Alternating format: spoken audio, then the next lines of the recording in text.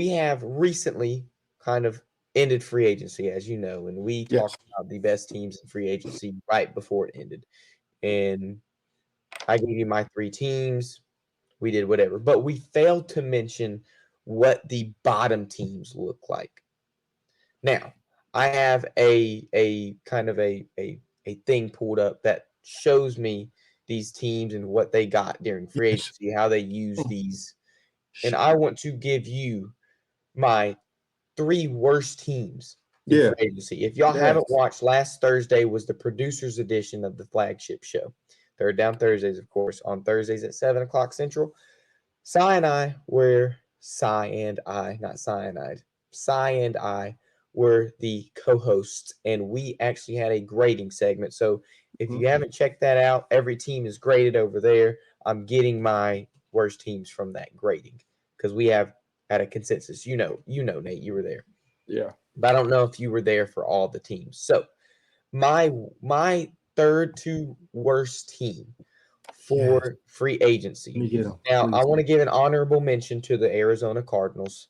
I want to give them an honorable mention. They ended up getting Desmond Ritter, didn't do much with it, and they did a couple okay things, which is why they're not the bottom three, but they're an honorable mention in terms of they did not do what they needed to do this offseason.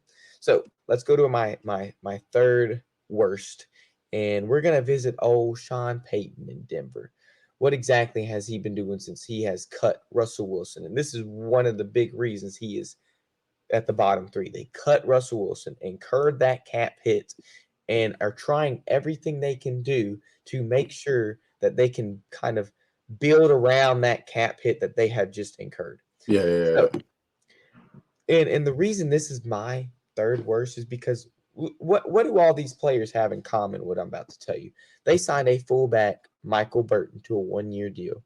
that was my other D teammate. tackle D That's my dog. tackle Malcolm Roach, 2 years, $7 million deal. They signed PJ Locke, Will Lutz, Lil Jordan Humphrey, Adam Troutman, it's tight end, and Michael Burton.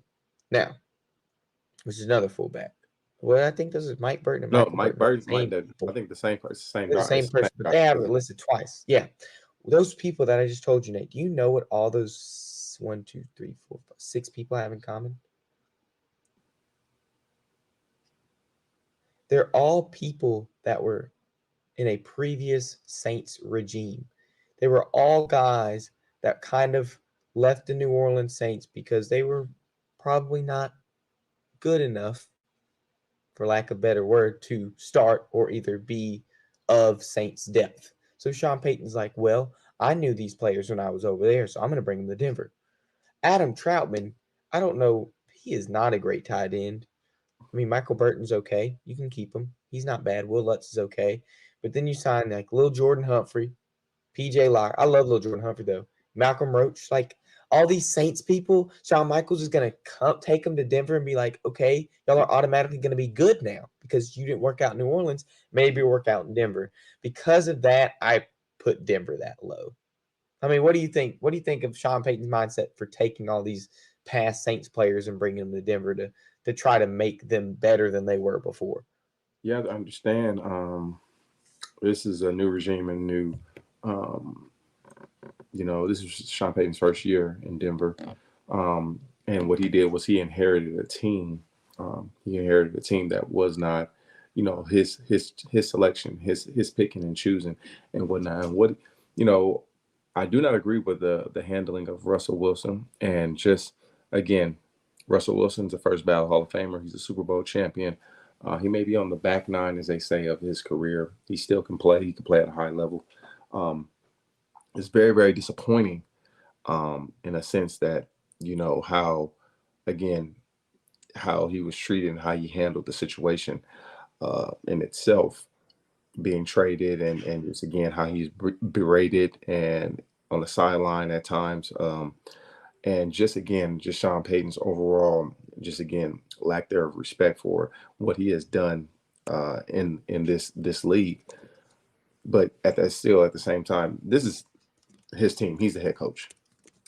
He's going to be the guy that's that's standing out there in front outside the quarterback. Um, he wants to put his own spin on the team. He wants to build this team in the way he feel that it should go, because again he has a vision in itself, and that's why they hired him. They hired Sean Payton because of the work he did in New Orleans. But if I had to pick, no disrespect to Sean Payton, but when he was in New Orleans, he had this gentleman by the name of Drew Brees, who in my opinion is a top 10 of all time quarterback. You gonna say top 3? Wow. And we're gonna get to that later in the show. Top 10. I'm gonna give him top 10. Oh, he's easily top 10, but I'm gonna say I'm gonna give him top 3. 10. But he had Drew Brees, and again he had a great formula for winning because he had a great quarterback, a veteran quarterback, who just knew exactly the game. He was a student of the game and a consummate pro at the position, and that helps big time.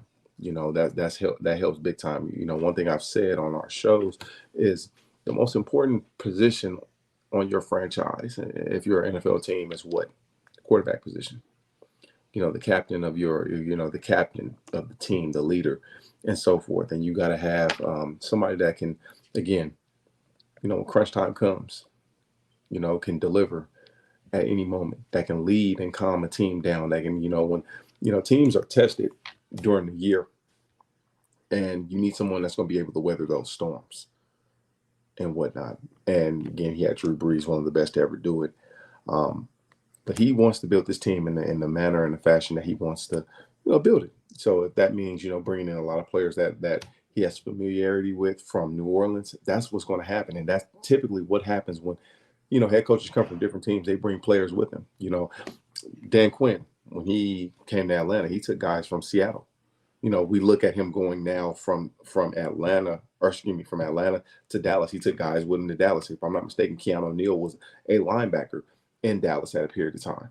Now that he's going to, the Commanders, he's taking players. Players will follow coaches in itself and whatnot. And some coaches, they want to bring players in from a previous regime that can, again, bring them into the locker room, again, build a culture. That's what you want to build a culture and a dynamic. So that's the reasoning behind it.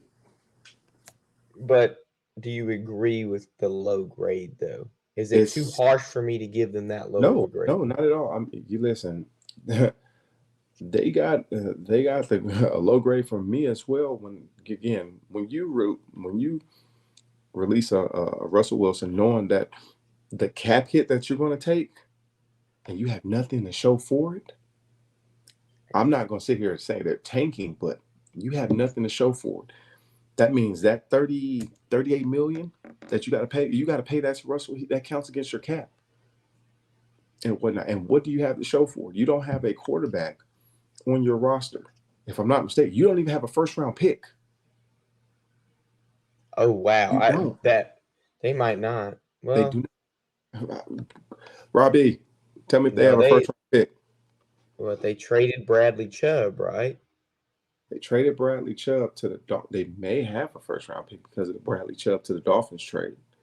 They may. Well, hold on. Let's not. I don't know, but I'm not sure if they have a first round draft pick in this year's draft. Well, they have it in this year's draft. They have the 12th overall pick. At the 12th? Okay. Yes, but last year they had traded their first and a second from this year to the New Orleans Saints. Mm-hmm. No, it wasn't to the New Orleans Saints. For Sean Payton. Yeah. They traded it for Sean Payton. Because he retired, and in order for him to when he came out of retirement, his contract was frozen. He still had his contract. Yeah. But I want to address the comment because I think earlier we were talking about wrestling. I actually said Shawn Michaels instead of Sean Payton. I'm sorry if I did. I'm not paying attention. But my mind is Sean Payton. My mind is Sean Payton. But we talked about Shawn Michaels and I love Shawn Michaels. Somebody said Shawn Michaels. I apologize. But let's go on to the next team. Because that Russell Wilson and signing these Saints players, it didn't work out. I just had to put them that low. But they're not the lowest. Now, the second to lowest, whether you might agree with me or not, and I think you might, but I'm going to have to go with the Buffalo Bills because they have let their entire roster just about leave. They have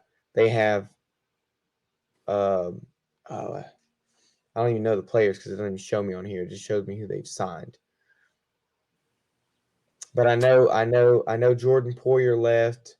I think Micah Hyde might have left too. Like all your good players that have, you said you want to build a culture. That culture in Buffalo is now gone because all of their players that they have had these past several years where they're making the AFC Championship and going far in the playoffs and losing, they don't have that culture anymore. So they are trying to build a different culture in Buffalo. And the reason I have them this low is not only did all of their culture leave Buffalo and all their players leave Buffalo, but so did their number one wide receiver. Stephon Diggs was traded to the Houston Texans. Stephon Diggs, a 5th-round pick for 2025, a 6th-round pick for 2024, was traded to the Texans for a 2nd-round pick. If that is not robbery, I don't know what is. You're going to tell me that you're going to trade somebody that led the league in receiving the last 3 years ago? 3 years ago, he led the league in receiving, and you're only going to get a 2nd-round pick out of him while giving them the Texans more draft capital. Because if you think about it, the Texans had an extra 2nd-round pick because they had gotten from the Minnesota Vikings. Because the Vikings had traded for the Texans' 1st-round pick this year.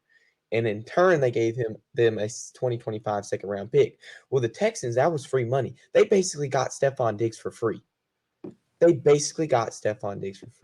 so whenever you trade your number one wide receiver, and get this, Nate, we were talking about that last week, how Stephon Diggs is unhappy in Buffalo. And right when we were talking about it, guess what? He gets traded. He gets traded. You know, what you got to also understand, I hate to say this, but this is the reality of it. Buffalo's window closed. This was a team that we seen this team take Kansas City to, to the limit, to the max, to the edge. Only team to do it. I guess if you want to say 49ers is past. No. Cincinnati. Oh, yeah, that's right.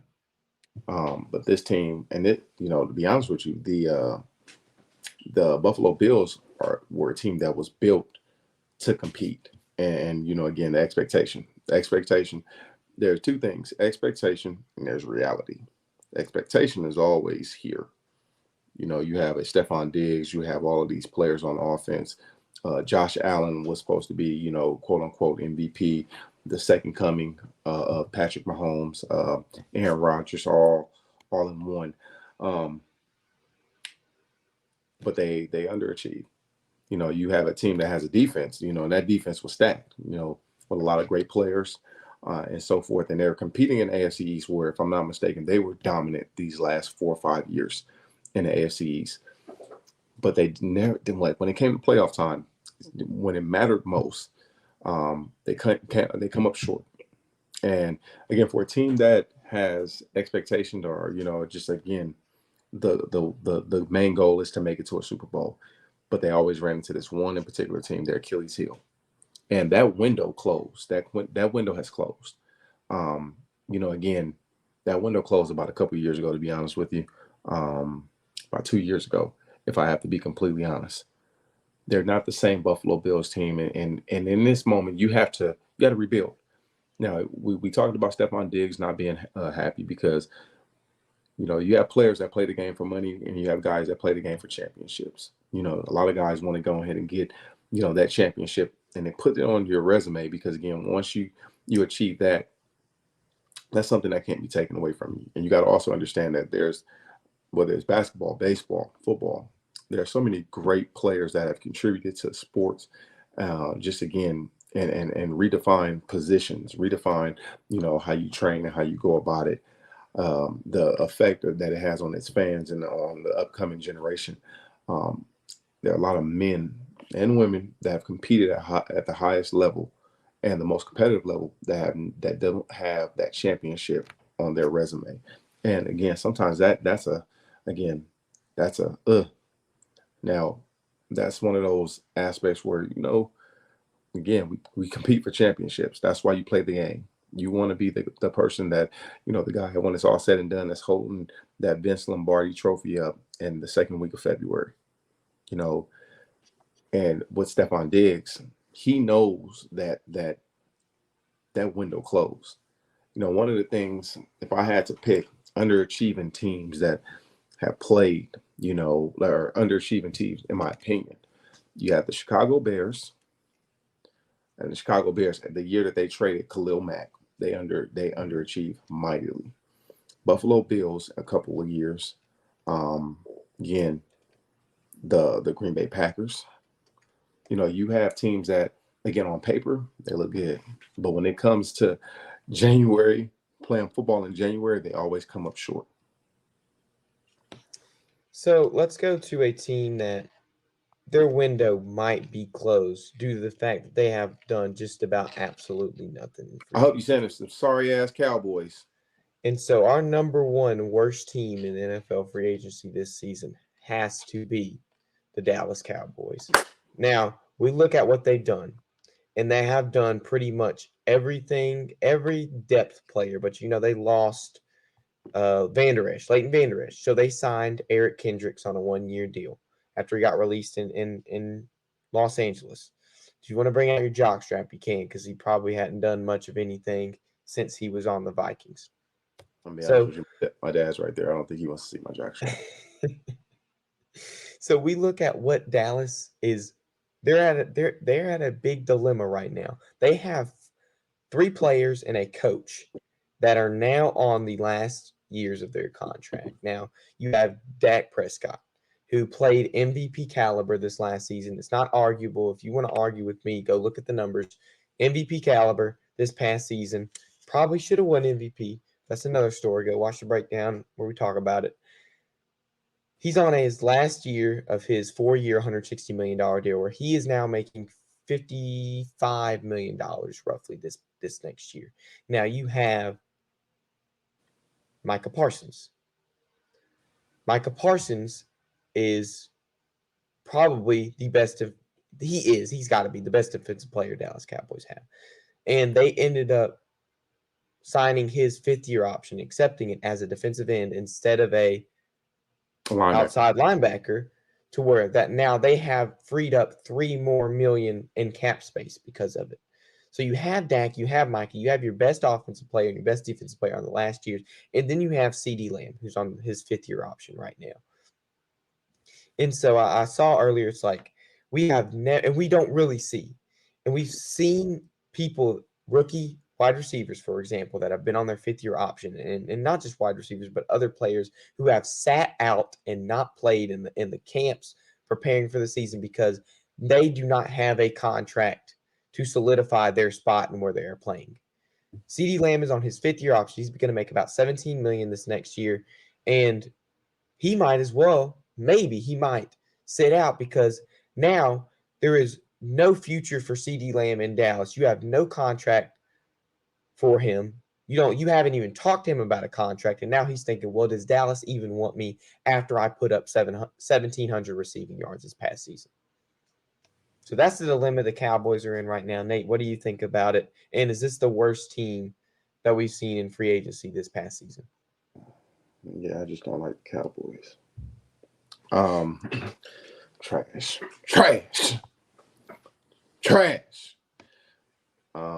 No, MJ, Dak put up MVP numbers, and men lie, women lie, numbers don't. Okay, the one thing that kind of gets me with Jerry Jones, because a lot of this is coming from Jerry Jones, the owner. With Mike McCarthy, Coach McCarthy he's been a damn good Cowboy coach. He's come up short in the playoffs. We have to hold him to the same standard we have to hold everybody else to. Well, hold him to the same standard you did Jason Garrett. Jason Garrett, we look back at that. Jason Garrett had a good year the year he got fired. Or the year he left. Jason Garrett was trash. They had a pretty good year that year. They had a pretty good year, but okay. You're telling me Jason Garrett, can you pull up Jason Garrett's record as the Cowboy head coach? Like all-time record. Can you pull up his record when he was with Cowboys, and I must pull up Mike McCarthy's. Okay.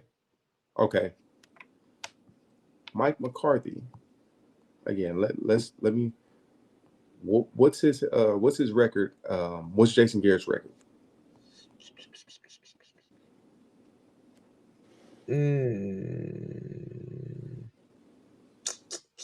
Uh, okay. Do you want his combined record? Yeah, give me his record. 87-70. No, as a Cowboy coach. As a Cowboy coach. 87-70. That's what it says. All right, Mike McCarthy is 42-25. The last 3 seasons, he's won 12 games and lost 5. He's finished first, second, and first in the NFC. His playoff record, however, is 1-3. Now, we again, we're going to hold him to the same standard. Again, we got to hold him to that same standard. Rob told me it's 59. Maybe I looked at a combined for when he was coaching before. Okay, 59-48. But if that's the case, I feel like Mike McCarthy, we could give him the record trophy. Give him, but you have to give him the same courtesy that you gave Jason Garrett. You have to give. There were a lot of losing seasons in Dallas, if I'm not mistaken. Mike McCarthy has only had 1 losing season in Dallas, and that was his very first year where they went 6-10. Other than that, 12-5, making playoff appearances. You want. That's what you need. If you're a head coach, you're coaching for a team to win a championship. But most importantly, the most important aspect of it is you don't make a Super Bowl if you don't make the playoffs. That means you have to win. You have to win games in your regular season. So hold on, I want to look at something. In Dallas, 10-6, 13-3, 5-3, 8-8, 8-8, 8-8. So we got 1, 2, 3, 4, 5, 6, 7. Out of 10 seasons in Dallas, he's only had 3 winning seasons. Everything has been subpar, mediocre. He's actually underachieved. So you mean to tell me that Jerry Jones wants to let go of a man that you've went to the playoffs and won the division, the NFC East division, or is it the NFC East or is it NFC West? NFC East. Possibly at its hardest point. You mean to tell me you want to cut a man loose that has won, like, again, Jason Garrett, 3 out of his 10 seasons were winning seasons in Dallas where they went to the playoffs. Mike McCarthy only been there for 4 seasons. 3 out of his 4 seasons have been, playoff ball. Now, again, we have to hold him to that standard because you brought him in to, again, change the trajectory of this organization. And I have to say he's done a damn fine job because you look at the numbers that Dak has had. Dak threw for MVP numbers, and he should have been the MVP this past year. Well, what he should have been the MVP. I'm not even a Cowboy fan. I don't like the Cowboys. But what Dak did, you don't turn a blind eye to that. Now, the problem is, again, it's Jerry. You have an owner who he wants to be the face. He wants to be the guy, the gentleman that wants to do all the interviews. He wants to do, the radio shows, and he wants everybody to put the mics in his face and whatnot. But this is about the Dallas Cowboys. Even though he's the owner, we don't take nothing away. But this is about the Dallas Cowboys, and you cannot let yourself get in the way. Now, when I say Jerry gets in the way of a lot of things, now I know he had a good personal relationship with Jason Garrett. Because, again, 3 out of 10 seasons that you had as the head coach were only winning seasons. Somebody would have got the boot a long time ago. But you ask that question. You have a coach in Mike McCarthy, and this team is going in the right direction. You have to make some necessary moves. You gotta again, you need to sign some players. You got to get some players on the roster. You got to fill the needs that you need on your team to compete, because Philly's gotten better. Philly's gotten really better with the addition to Saquon Barkley. That right there in itself takes their offense to a different level. We're not going to talk about the Giants because they're garbage. They're trash juice. The Commanders, they just got a new coach in Dan Quinn, so we have to see how they fare, and they need to address the quarterback position on that team. So the two top dogs in the NFC, the NFC East are the Cowboys and the Eagles. The Cowboys have not done anything to close the gap that Philadelphia has on them. And now you're talking about the last year of Michael 3 McCarthy. of your best player contracts. And it's really honestly, if I'm Dak, I like this. If I'm Dak or if I'm Mike McCarthy, I like this. Micah Parsons, I like it because ultimately you go out there and compete and you have the year that you are envisioning, have a great monster year, you control the contract talks. I agree. The ball is in 100% in Dak's court.